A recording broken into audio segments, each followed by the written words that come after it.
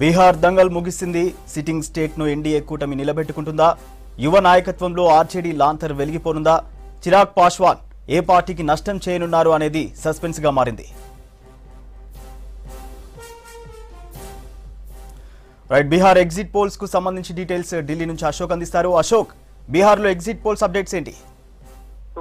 Bihar assembly ఎన్నికల polling ఈ రోజుతో ముగిసింది. దాదాపు 3 విడతల్లో జరిగిన 243 సీట్లకు 3 విడతల్లో ఎన్నికలు జరిగాయి. దానికి సంబంధించిన ఎగ్జిట్ పోల్స్ కాసేపటి క్రితమే వివిధ ప్రైవేటు సంస్థలు విడుదల చేశాయి. ముఖ్యంగా టైమ్స్ నౌ, సీ కౌంటర్ అయితే దాదాపు ఆ జేడీయూ ఏదైతే ఎన్డీఏ కూటమి ఉందో దానికి 116 సీట్లు వస్తాయని, ఆర్జేడీ లాలూ ప్రసాద్ సంబంధించిన కూటమికి 130 సీట్లు పైగా వస్తాయని ఎగ్జిట్ పోల్ లో తెలియదు. అదేవిధంగా ఏబీవీపీ న్యూస్ ఏదైతే సంస్థ విడుదల చేసిందో 110 సీట్లు జేడీయూకి, అదేవిధంగా 120 సీట్లు మధ్యలో వచ్చే అవకాశం ఉంది. దాదాపు రిపబ్లిక్ కి సంబంధించింది కూడా రిపబ్లిక్ కాదు, అదేవిధంగా పీపుల్స్ సంబంధించిన సర్వేలు అన్ని దాదాపు ఆర్జేడీ కూటమికే ఈసారి గెలవనున్నట్లు దాదాపు అన్ని ఏదైతే ప్రైవేట్ సంస్థలు అయితే ఎగ్జిట్ పోల్స్ విడుదల చేశాయో దాదాపు ఆర్జేడీ కూటమి ఏదైతే మహాగఠబంధన్ కూటమి ఉందో దానికి దగ్గరగా అవే మహాకూటమే విన్ అవ్వబోతుందని అన్ని సంస్థలు వెల్లడించాయి. ఈ సంస్థలు ముఖ్యంగా పీపుల్స్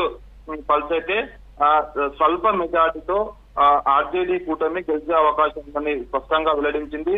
అదేవిధంగా ఎన్డీఏ కూటమి స్వల్పంగా చాలా వెనుకబడి ఉండే అవకాశం ఉంది. ఇందులో ముఖ్యంగా పెరుగుతుంది. ముఖ్యంగా బీహార్ లో తదుపరి ముఖ్యమంత్రిగా తేజస్వి యాదవ్ కు 36% మంది ఓట్లు మద్దతు పలికారని, అదేవిధంగా నితీష్ కుమార్ కు 34% మంది ఓటర్లు మొగ్గు చూపారని సర్వేలో వెల్లడైంది.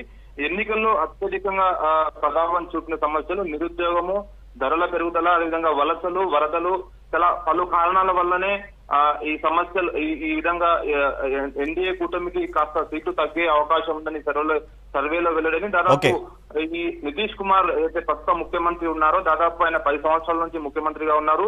సో ఆ వ్యతిరేకత కూడా ఎన్నికల్లో ప్రభావం ఉంది. అదేవిధంగా ఏదైతే ఆర్జేడీ కూడా సంబంధించిన ముఖ్యమంత్రి అభ్యర్థి తేజస్వి యాదవ్ అయితే ప్రచారంలో చాలా దూసుకెళ్లారు. ఆ సమయంలో 10 లక్షలకు మందికి పైగా ఉద్యోగాలు కల్పిస్తామని ఆయన అయితే ప్రచారం చేశారు. Right, thank you Ashok.